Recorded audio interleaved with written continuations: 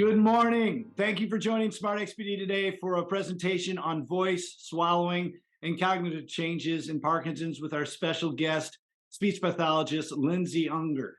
I'm Patrick LoSasso, president of SmartXPD and coordinator of our Parkinson's Life discussion group. This is a place where we come together to unite, strengthen, and share. If you enjoy SmartXPD, please consider making a contribution. You can find a button to do so on the YouTube channel banner, or there are payment options in the email notifications as well.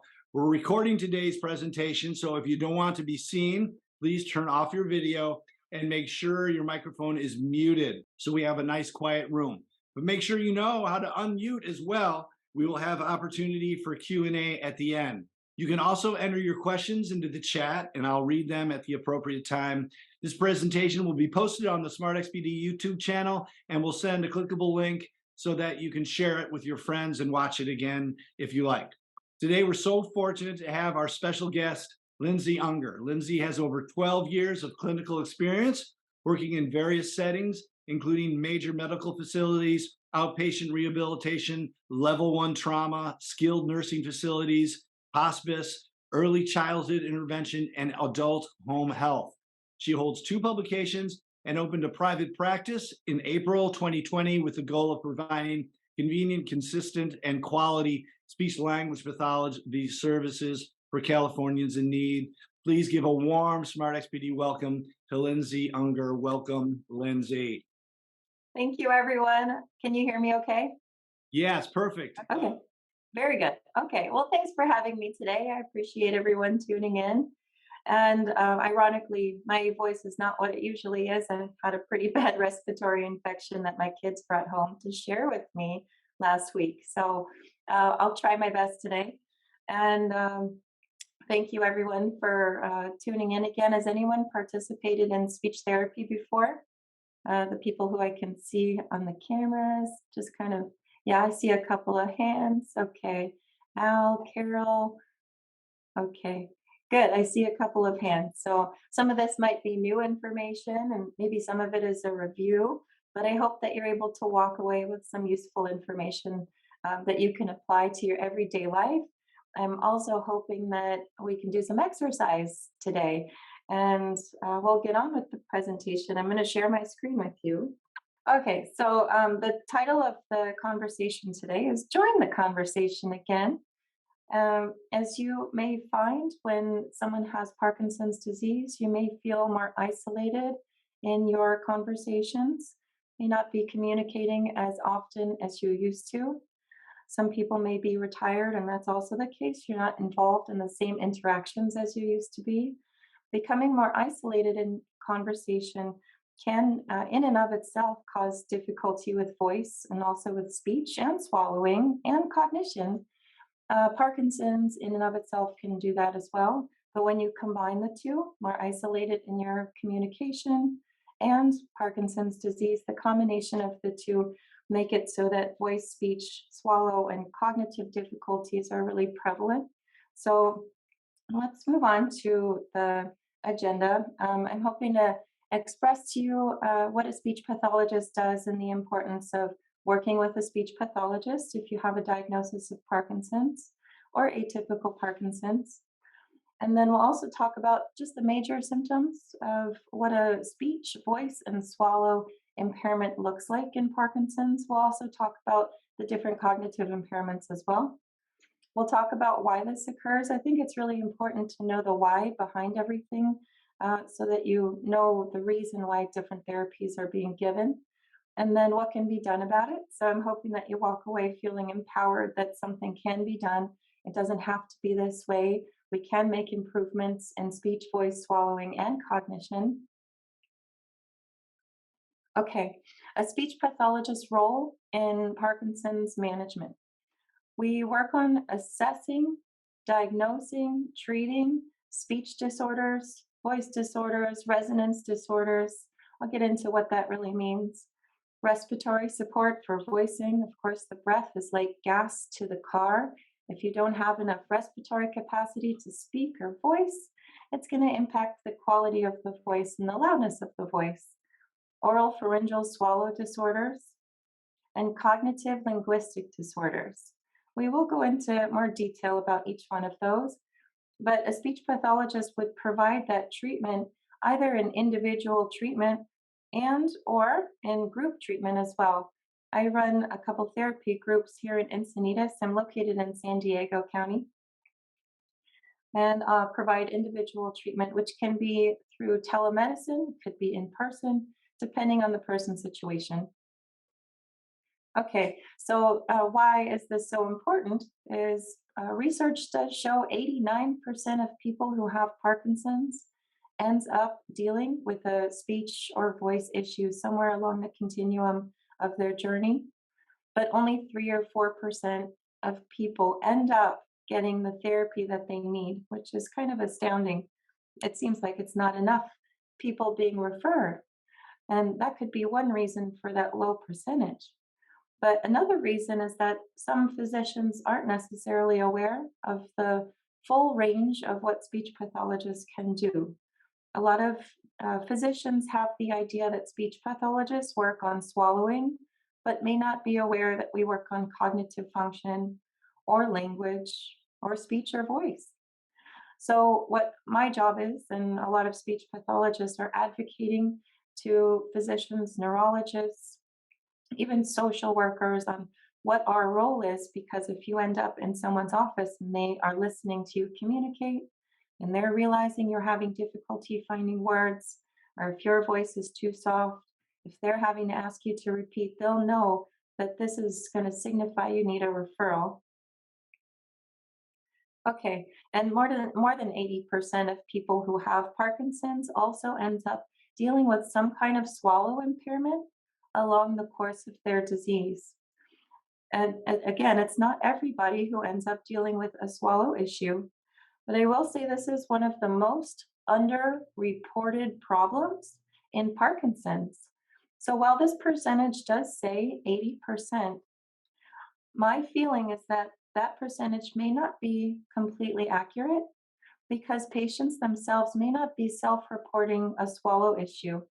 You may be feeling that you're swallowing just fine, but in reality, you may be clearing your throat during meals, clearing your throat when you eat and drink, maybe having difficulty with taking those large pills or even the tiny, teeny ones, feeling like things get caught in your throat. And you may not necessarily equate that to having an oral pharyngeal swallow impairment. Okay, so symptoms of speech, voice impairments, and Parkinson's. There can be many different things that a speech pathologist will look for. This is only just a little bit of what we are assessing during the evaluation. Soft, breathy, hoarse voice, monotone voice where it doesn't have a lot of inflection, slurred speech where your articulation is not as clear as it could be, resonance changes, meaning you may be a little bit more hypernasal. Today I'm a little hypernasal because I'm congested, but that hypernasal resonance can happen even when you don't have a cold.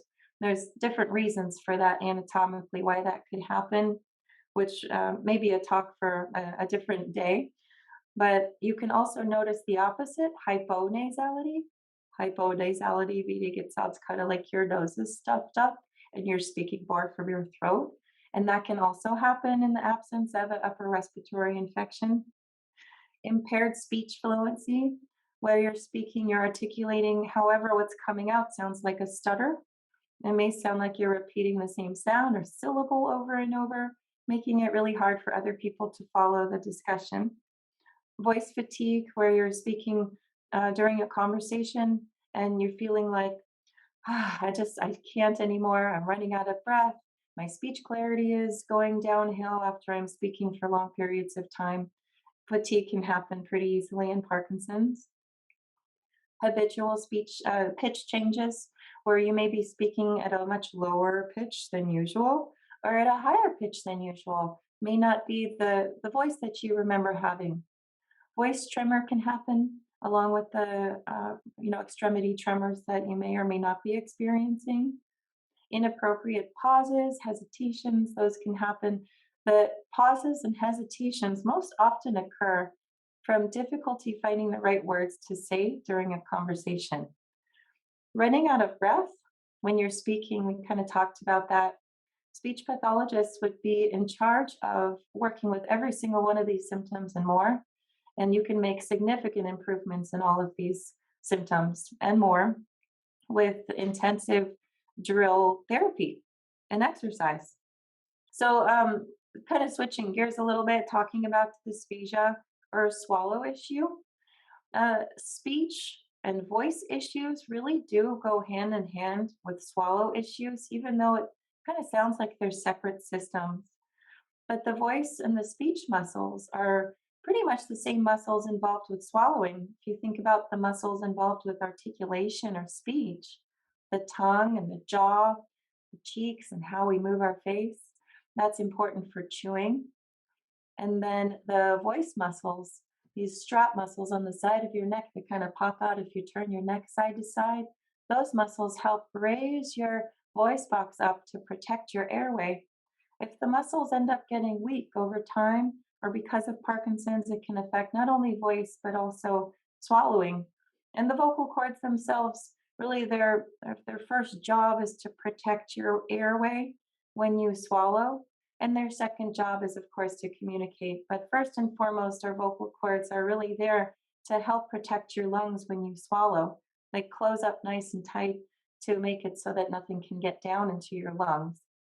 They build a lot of pressure in that area too to also help prevent food and liquid from going down the wrong way. If vocal cords are weak or if your cough is weak and your voice is weak, that sometimes can signify there's an issue with swallowing. Uh, some symptoms of swallowing, some obvious symptoms: losing weight, unintentional weight loss, avoiding certain drinks or certain foods, getting dehydrated easily, some people ending up in the hospital needing IV fluids. That can lead to a whole bunch of medical issues, including UTIs. You have heartburn or sore throat, that can lead to all sorts of issues with the voice as well. Drooling, and that can be involved with several different processes of um, the swallow muscles getting weaker over time, the tongue and the jaw and the cheeks and everything getting weaker can mean that you might be more likely to drool. Also, there's several other aspects in terms of drooling that are not involved with swallow muscles. We can get into that later. Sensation of food getting caught in your throat, pills getting caught in your throat. The obvious one that people might think of when it comes to swallowing is coughing and choking. And you might tell your doctor, I'm not coughing or choking during meals, so I don't think I have a problem with dysphagia. And the doctor may not take that any further because they may not know. They're not specialists in the area of dysphagia. There can be more subtle signs, and you may not notice it because it may not be outright coughing and choking. You could have your eyes welling up or getting red every time you drink. You could just clear your throat every time you drink. Things getting caught in your throat. These are more subtle signs that there's something going on. Trouble keeping food or liquid in the mouth or passing it from the front of the mouth to the throat. Food getting pocketed, pills getting pocketed, losing your appetite. And that kind of goes along with the unintentional weight loss. Taking long time to eat meals or long time chewing. The last point on there, sometimes you have a fever for no apparent reason. What that can signify is potentially microaspiration occurring, where there's a little bit of something, food, liquid, saliva, even material from pills going down the wrong pipe. You may or may not be aware of it, but that can accumulate into your lungs and cause an infection like pneumonia. And then your body would react with a fever or other signs of infection. We talked about speech, voice, and swallow issues often going underreported or completely unreported by the patient. Sometimes it's the caregiver who might notice. Your wife or your husband is saying, hey, I see this going on, and you may not be noticing that. I mentioned there that it could be due to a change in sensory processing, meaning that something is going on and you may not necessarily be aware of it. And this is the same for voice and speech issues. Something may be going on where your voice is too soft and you're completely unaware that that's happening. You may be feeling you're speaking at a perfect volume, but everyone around you is asking you to repeat and you have no idea why. You think your spouse needs a hearing aid. And that's not the case, often not the case. Okay, communication, and swallowing. Obviously, this is a huge component of quality of life for anybody. And this is why it's so important to keep these skills strong. You want to be able to communicate your thoughts, your wants, your needs. You want to be able to swallow safely so you can enjoy food and going out to eat. Speech disorders often make somebody feel more isolated, usually reducing your confidence, making it so that you don't want to participate on the phone or in group interactions. Swallow issue is really important. We talked about the possibility for aspiration as a result of swallow issues, but also just somebody becoming malnourished or dehydrated. Those can be issues as well. A weaker voice increases that risk for getting dysphagia or a swallow issue. We talked a little bit about why that is. The vocal cords and the swallow muscles are very tied in with the same muscles involved with speech and voice. If one area is weak, it will usually have carryover to the other, like swallowing. Voice issues will carry over to swallow issues. I hope that makes sense. And it's important to take note of any of these changes, even for caregivers to take note of these changes, because again, the person who has Parkinson's may not be aware it's going on. Okay, so why do these issues occur with speech and voice and swallowing?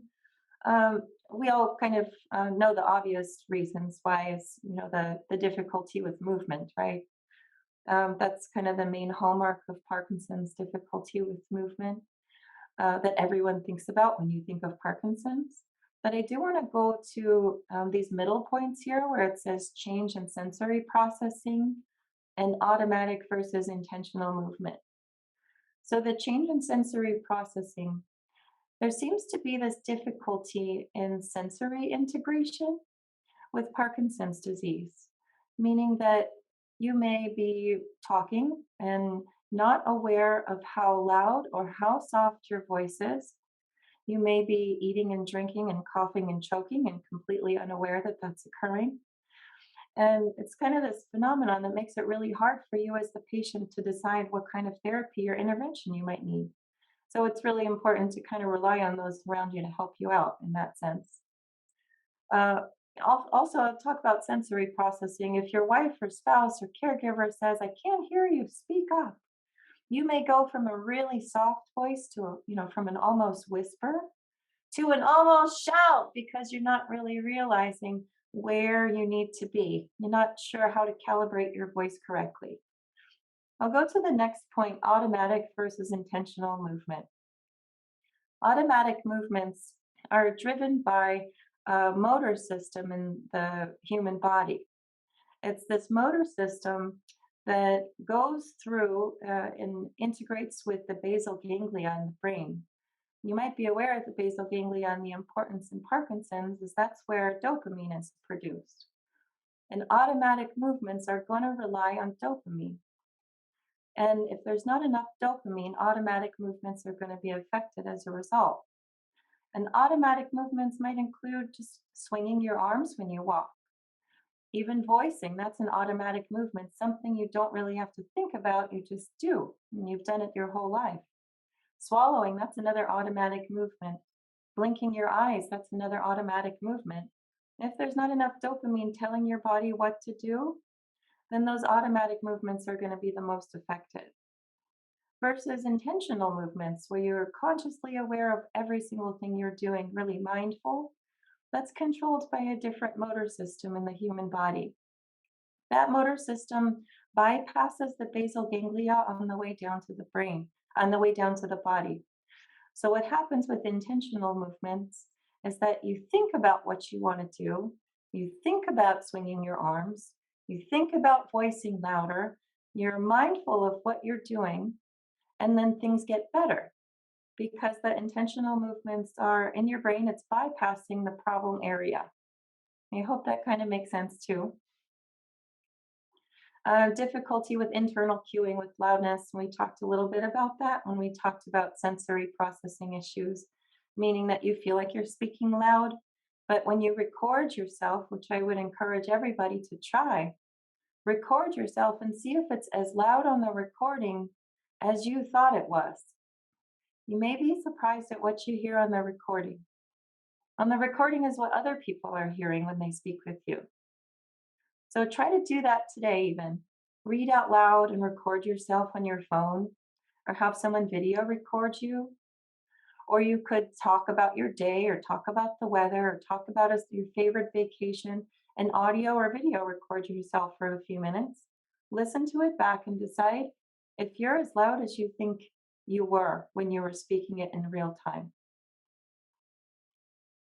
The earlier a person does receive an evaluation in therapy or intervention, the more likely it is they'll be able to maintain their communication skills and an optimal swallow so that they don't end up developing complications like pneumonia, right? That's probably the biggest complication that could be the outcome here, or even social isolation. That's a huge one. But the earlier intervention, the better.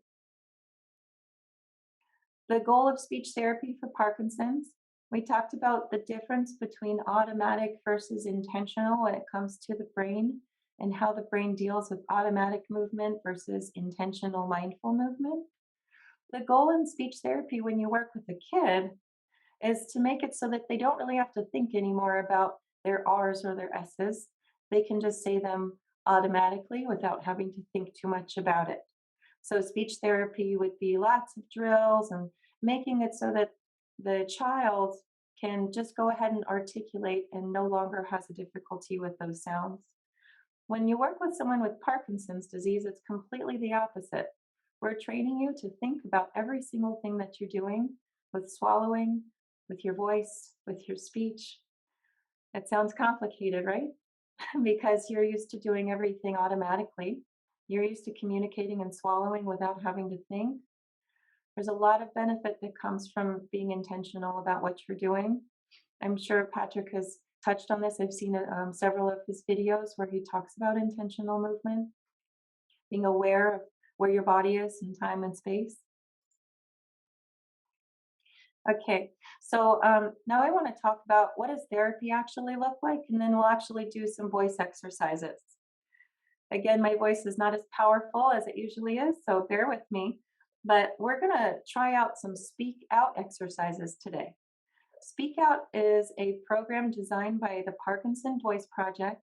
It's a nonprofit organization based out of Texas. Amazing, amazing program.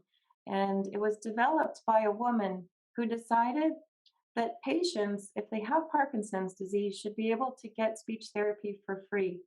No matter what their situation is economically or insurance-wise, they should be able to have access to free therapy. So Parkinson Voice Project developed this program, Speak Out. Now, not only is it in Texas, but it's worldwide. And it consists of 8 to 12 individual speech therapy sessions. Daily home practice, of course, that's incredibly important to exercise between your therapy sessions. It reinforces everything that you've learned. We're trying to make changes in the way your brain thinks and functions. So you have to remind your brain of these things every single day. We emphasize speaking with intent, again, to bypass the automatic motor system in the brain. We're trying to completely convert speech from an automatic function to an intentional act. Not easy to do, but it's very possible. People who participate in Speak Out get amazing results. I'd say 100% of the people that give it their all in this program participate in all 12 sessions, or 8 to 12 sessions, and are on top of their home exercise to make significant improvement, is what I have seen. There's a lot of research backing this program up, not only to show the significant long-term changes you can make, but also there seems to be the secondary carryover to improving swallow function. When you work on voice strength and respiratory function, you're also working on those swallow muscles. So doing this program will have a secondary benefit on your swallowing. So let's try out some of the exercises together. The first exercise is a sequence of syllables. Now I know all of your microphones are off. If you want to, If you feel up for it, you can take yourself off of mute and participate in this. And if you want to stay on mute, that's totally fine. But I would encourage everyone to at least give it a try where you're sitting at. I'm going to try it. Yeah, perfect. Yeah, if anyone else wants to join in, we'll make like a little chorus today. Perfect. Thanks, Paul. See you. Okay. John? Whoops. Yay. Okay, good. Yeah. Got a couple people that are going to join in today, so we'll make a little chorus together. It does feel a little like singing, I will tell you, okay? But the exercises we're about to do are not singing exercises per se. They're exercises designed for your resonance, for your speech clarity, for your voice strength, and for your respiratory strength and endurance, okay? So it's going to take you maybe outside of your comfort zone. And that's okay. Nothing good ever came from staying in the comfort zone, right? Right. So we're going to get outside of the comfort zone here. And I'm going to demonstrate first and then have everyone join it. May, me, ma, No. moo. Good. So notice how you're dragging the sound. Yeah, drag it out. Here we go. May,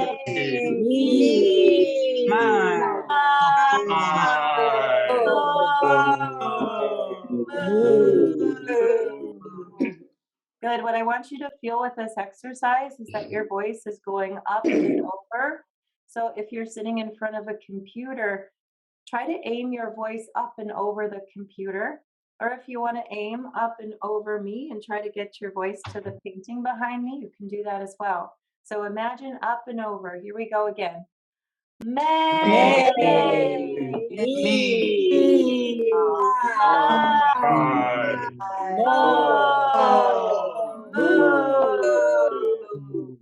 Good. We're using a voice that should feel a little stronger than your typical voice. So people feel like they're shouting. But what we're trying to do is use healthy loudness. So I'm not telling you to get loud. I'm telling you to get your intentional voice up and over wherever you are. Some people, the up and over may not be enough loudness. So I might tell them up and over and through the wall. And it depends on what your needs are. So let's try the next exercise, which is an ah sound. And we're going to drag the ah for 10 seconds long if you can. I'll try it first, and then if you want to join in after me. Ah.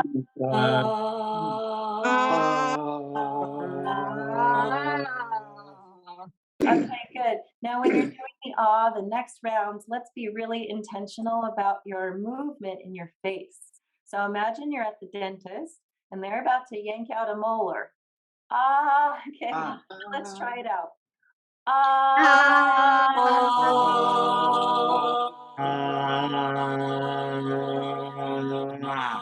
Good. Okay. Did anyone feel like they were shouting or screaming? It's okay. To be honest, yeah. Most people, when they start this, they'll feel like they're screaming at me, but I have to reassure you it's not screaming. We're trying to reach about 80 decibels of loudness and sound pressure level, and it's going to feel powerful because your typical speaking voice for a one-on-one conversation is usually around 70, 72 decibels. So going beyond that to 80 is going to feel pretty strong. I will say the average loudness for someone dealing with a voice issue in Parkinson's is going to be much lower than 70, 72 decibels. We're going to be dealing with voices that are in the 50 decibel range. You feeling like that's a completely normal loudness. We're going to be dealing with voices that are in the 60, lower 60 decibel range. You feeling like it's completely normal loudness. So going up to this 80 decibel range, it's going to feel like shouting because your brain is getting this feedback like, whoa, I'm not used to hearing this come out of me. Okay. So we use healthy loudness. Let's try the glide exercise. So we're going to take the ah sound and we're going to go up an elevator with our ah sound. And then we're going to go down the elevator. Here we go.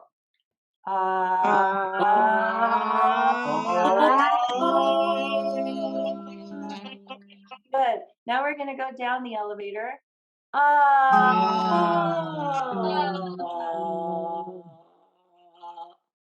good. Now I want us to be really intentional on the next one, not to let your voice fade away as the elevator goes down. Let's be really intentional about keeping it strong, like you're on a stage.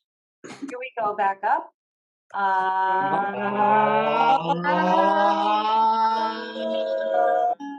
Good, let's go down.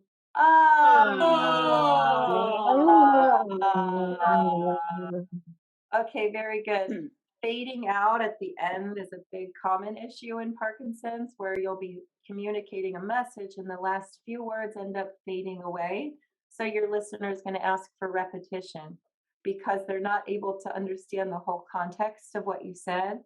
So in speech therapy exercises, we work on strong voice to start, strong voice to end. Even if it feels tiring, this should feel tiring. It means you're getting a good exercise from it. It shouldn't feel painful. It should feel pretty tiring at the end, though. So we're going to do the counting exercise next. This is the exercise that's going to work on endurance and respiratory function. So we're going to focus on numbers 1, 2, and 3. We're going to drag them up and over. 1, 2, 3. Good. Now try that again. The same sequence, 1, 2, and 3, all on one breath. Here we go. 1, 2, 3. Where your voice is not stopping in the middle. And we'll do the same thing for 4, 5, and 6. 4, 5, 6. Perfect. Let's do the same thing, 7, 8, and 9. 7, 8, 9. Okay, good. Last one. 10, 11, 12. Very good. So you all did just a very basic voice warm-up. And if you would like to try a little bit more, or even get started on an exercise regimen that's similar, go to parkinsonvoiceproject.org, O-R-G. It's over on the right side. Yeah, that's why I read it. Oh, I heard Yeah, you. I've been there. You've been there? Okay. Yeah. Me too. Yeah. Oh, Me too. that's so good. I'm so glad that Oh, wow. you're finding out about the resource, because there's free speak out exercises, new exercises posted every single day of the week. And you can Wow. follow along with these 30-minute tutorials every single day. And if you can't tune in live at 8 a.m. our time, they post them right after. So you can tune in live if you're up at 8 a.m. But it's Texas time, right? So they do it at 10 a.m. their time, it's 8 a.m. our time.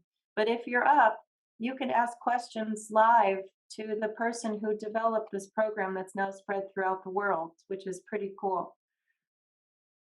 Okay, so I'm going to go on to the next. The other very popular program for speech therapy is called Lee Silverman Voice Treatment, or LSBT Loud. And Patrick, you may have discussed LSBT Big, the physical therapy component, before. And Yeah. so Loud would be the speech therapy component. And this program is a little different from Speak Out because it's more intense in terms of the duration. It's 4 times per week and 4 consecutive weeks. So that adds up to 16 sessions. And LSBT Loud is pretty stringent with the 4 times per week and 4 consecutive weeks. It has to be done at that frequency to really show effectiveness based on their research. And not everyone is available 4 times per week, which makes this a little more difficult to do as the patient. This one does have level 1 evidence backing it up, and it's extremely successful. It's very intensive. And the difference between this program and the other program focuses on speaking with intent, like we talked about. Mm-hmm. This program, LSBT Loud, focuses on the concept of being loud. As the speech therapist, we have to decide which program is best for each person. And so, sometimes it'll be LSBT Loud, sometimes it'll be Speak Out. We have to make that choice as the therapist. And lsbtglobal.com is the resource, so you can find out if there's a provider near you certified. I wanted to talk about other therapy options that you may be less familiar with when it comes to speech therapy intervention, because LSBT Loud, Speak Out, those are more well known. Respiratory muscle strength training, or EMST 150. It also comes in an inhale version of this, IMST 150. There's a lot of benefits when it comes to using this device in addition to doing voice and speech therapy the traditional route. And so as speech therapists, we often will combine using the traditional programs like Speak Out and also simultaneously training somebody to use this EMST device. It kind of looks like an inhaler. It's the size of an inhaler. It strengthens your exhale muscles, which are responsible for your swallowing and your cough and your voice strength. It can reduce the amount of choking that you have. It can reduce your aspiration risk. It can enhance your communication. And there's a lot of really good benefit, but usually those benefits are going to be even more noticeable if you do them paired up with a speech program like LSBT or Speak Out.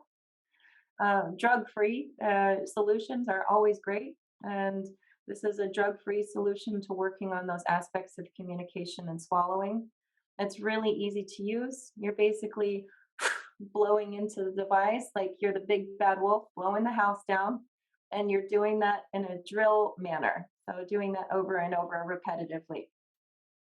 EMST150.com is the resource for that. So if you wanted to look it up, there's a bunch of really great articles proving the effectiveness on the website. And you can present that to your doctor. But what I would do is wait until you get approval from a speech therapist or your doctor to use the device, because there's a lot of contraindications for using the device. You want to make sure it's right for you. Okay, the Speech Vibe, a little lesser known of a possibility for speech and voice intervention. It's not exactly a program I use often. A couple of reasons why, but Speech Vibe, for some people, it can be very useful and can be useful in combination with another speech program like LSBT.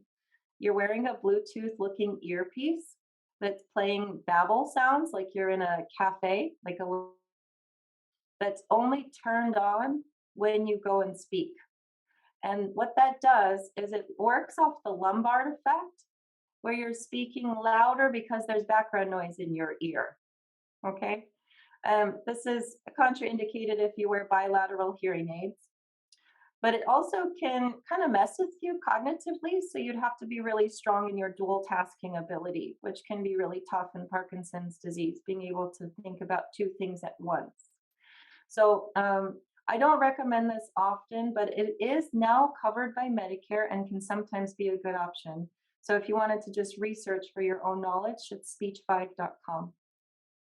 A simple way of going about getting your voice louder would be getting a personal voice amplifier like you would see at a car show or one of those convention shows where you have a little speaker box. You can hook it to your belt buckle. You have a microphone that you wear and you speak right into the microphone. There's really cheap options on Amazon, like $22 and up. But this does not fix anything, except it does get you louder that can be used around the house or on the phone or at a restaurant. Okay. But it does not improve swallowing. It doesn't improve speech. There's a lot of downfalls to that. Okay. Has anyone heard of the tremble clefs? Yeah, that's a really big program here in San Diego. There's a lot of tremble clefs groups here, Encinitas and Rancho Bernardo, San Diego, or downtown area. And I think they're pretty much all over the nation. It's a therapeutic choir aimed at working on voice strengthening. So it can be a really fun, meaningful option for people who want to work on their voice and are interested in singing. You don't have to be a singer or have any experience. You can just go ahead and join the group. They're doing voice exercises that are very similar that you do in speech therapy. Okay, so many different ways to work on speech and voice, right? There's so many options. And so it's like, why are people not getting involved? So hopefully today you found a couple of things that you might try. Swallow therapy, I'm going to go through this kind of fast because I wanted to touch on cognition. But swallow therapy involves several different things. Could involve different maneuvers that you're doing. It could involve doing exercise like a hard, effortful swallow.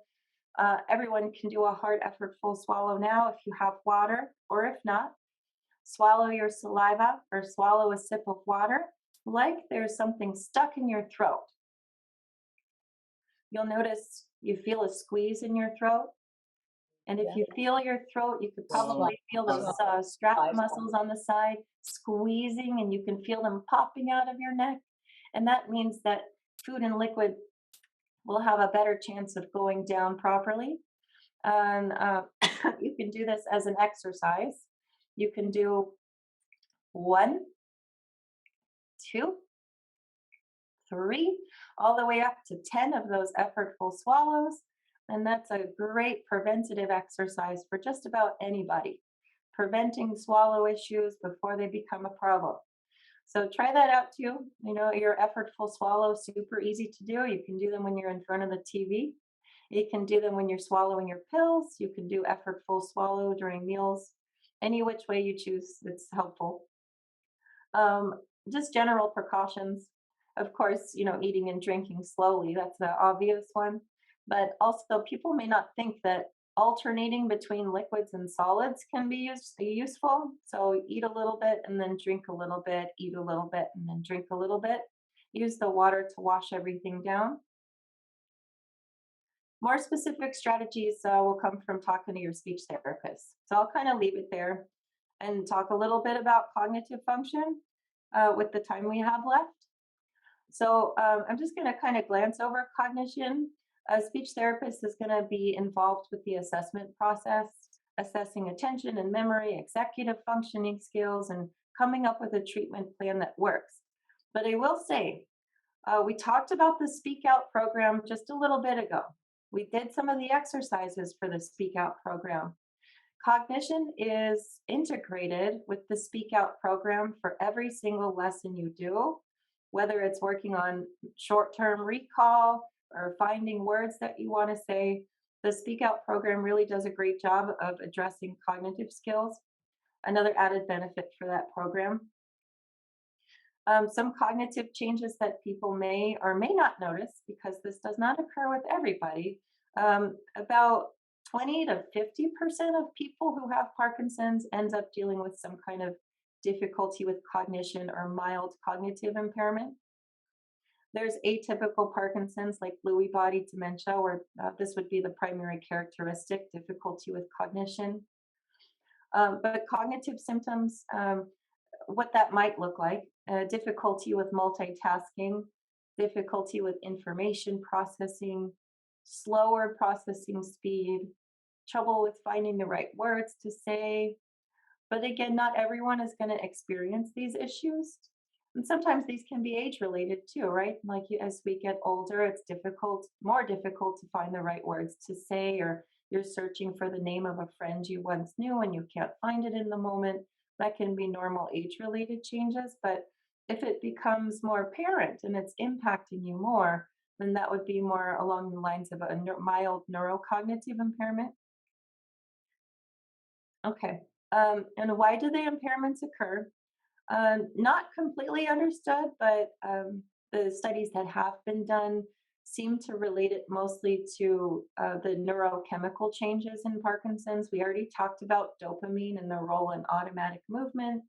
If there's not enough of the neurochemical signals, dopamine, acetylcholine, serotonin, norepinephrine, then sometimes these cognitive changes can occur because of the hormonal changes in the brain. The chemicals are important for cognition and mood. Abnormal protein accumulations in the regions of the brain that are responsible for cognition. All of these are possibilities. There's a lot of reasons why someone could be having a cognitive difficulty.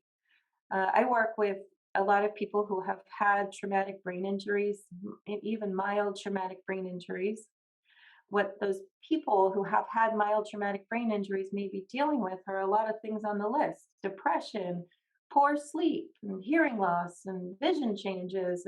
And those things alone can cause a cognitive issue. Let's say even someone with insomnia, right? They'll have more difficulty with cognitive processing speed. Depression in and of itself can cause more difficulty with cognition.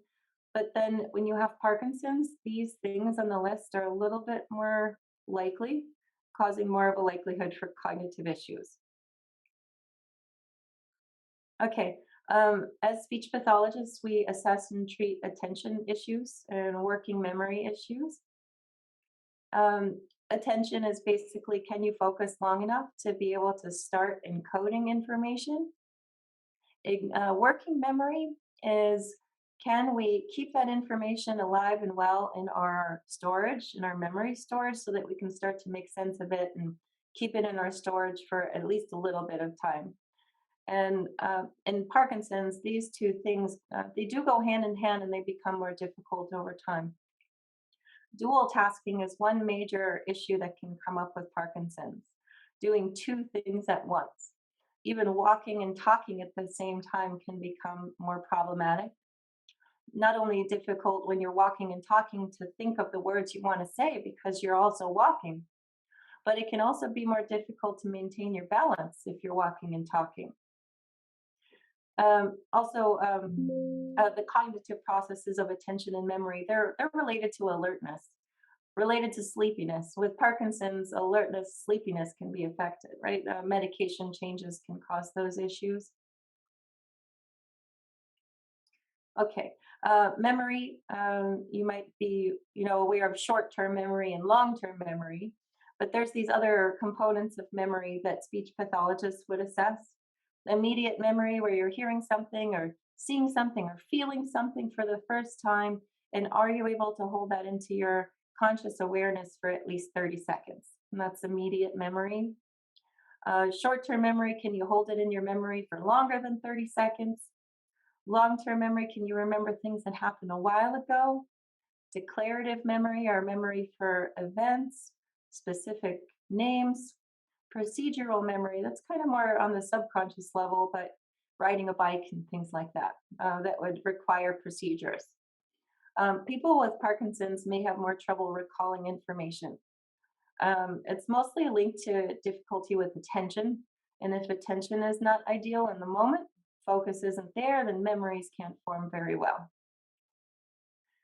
Executive functioning skills, a lot goes into executive functioning skills, but the very basics, being able to plan and schedule, being able to organize your life, initiating different behaviors, multitasking, problem solving. There's a lot that goes into executive functioning.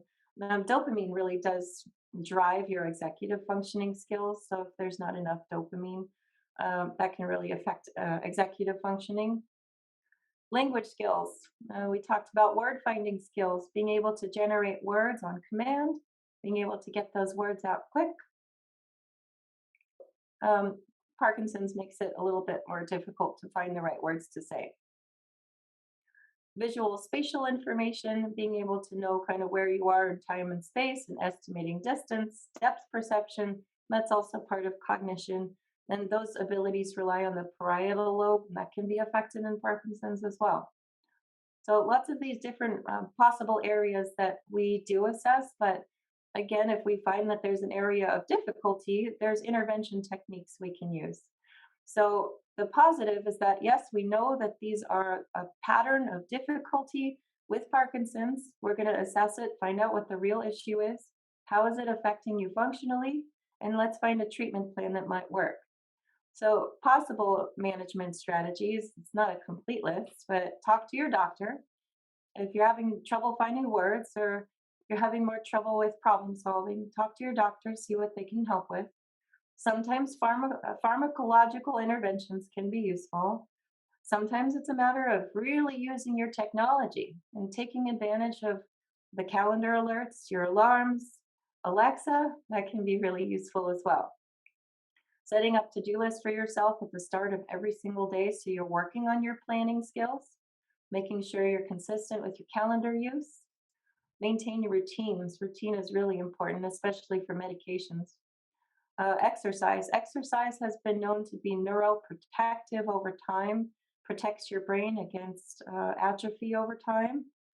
Keeping personal belongings in your designated spot and having one spot for your keys and phone and wallet, and never diverting to another place, and trying to be really mindful. Even when you step in the door, I'm going to take my keys and my wallet and my phone, I'm placing it right here. And you can say that verbally or silently to yourself when you walk in. Placing labels throughout the house, that can be useful. Different cognitive games, yeah, those can be fun and motivating. There's all sorts of programs and free programs you can download on the iPhone or iPad or tablet. Those word games, those can just kind of get your brain thinking in new and different ways. Those are useful, not going to completely solve the issue here, but useful in terms of it keeps your brain thinking in new and different ways. I wanted to talk really quick about the WRAP strategies: write, repeat, associate, and picture it. That's a basic short-term recall strategy that can help with remembering names, dates, events. It can help with remembering a grocery list. It can even help with remembering a conversation that you had. Write down some notes, or type out some notes, or text it to yourself, or do a voice to text into your notepad on your phone. That can all, constitute the writing it down component.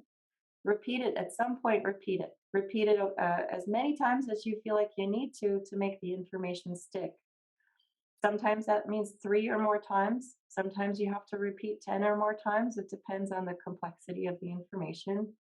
Associations, meaning if you want to remember someone's name, let's say, you take someone's name you just learned, you associate it with something that makes sense to you. Picturing something or using mental imagery can be really helpful. Or see a speech therapist, that's also a good option, where we could work on more strategy training. Okay, right at the nick of time, any questions? Why don't we pull your screen? This was awesome. Thank you so much. Do you want to pull your screen down and we'll go back to, we got a bunch of people clapping for you. Look at those Thank smiles. you. Oh, thank you, George. We've got time for maybe 2 questions, depending on, we're going to wrap at the top of the hour. I have a question. Oh, okay, Carol. Might as well just say the Parkinson's Voice Project. I know they have things they post, all the time. But do they do it nationally or just in Texas? Like, is there a place where I could go physically and do it if I'm not in Texas? Yeah, so they're training clinicians, speech pathologists all over the world. And once speech pathologist goes through their certification, like I've done their certification, I can provide the therapy here where I am in Oceanside. So you'd go to their website, type in it says find a clinician, type in your code, right. and then it'll come up with all the people who are certified in that form of therapy, so you can find someone who can provide it for you. It's covered fully under Medicare Part B, and as long as you have a secondary, like a supplemental insurance, it's 100% covered. But you can also access those online videos for free. Can you get the book, or do you have to be part of the program to get the book? You would have to, hook up with a speech therapist who would be able to. You have to provide the speech therapist's name and business information when you call for the workbook. Thank you. It was fabulous, by the way. Oh, thank Very you. informative. I appreciate it. Thank you. Yeah, this was amazing, Lindsey. And the voice project, I have personal experience. A client of mine works with a speech pathologist, wonderful speech pathologist out here. And he did the work with her for a little bit. And I spoke with her and I said, well, when he starts, speaking with soft voice, what's my cue to him? And she said, tell him to speak with intent. And it fixes it like immediately. And he just raves about it. So the project and the approach, I think, is it's contemporary. And it's certainly worth a hard look if you guys are thinking of it. I do it daily. You do it daily? Oh, I heard someone yes. say they do the exercises daily. I didn't see who that I was. do it daily. That's Al. Al and his wife. Oh, there. Yeah. Okay. Oh, that's great. And Can you just tell me a little bit about your experience with the program, like what you feel like you get out of doing the exercises daily? It's a good program, very good program. And the only thing what I like about yours is you talk about the system of what the voice therapy is supposed to do, speech therapy is supposed to do. Which they don't talk about. They talk about slowly, lightly they talk about, but you went through details, which I liked very much about the program you talked about. Right, do That's you very hear good. her? She mentions the up and over approach Yeah, with voicing right. all the time. She Yeah. mentioned all up and over. That's right.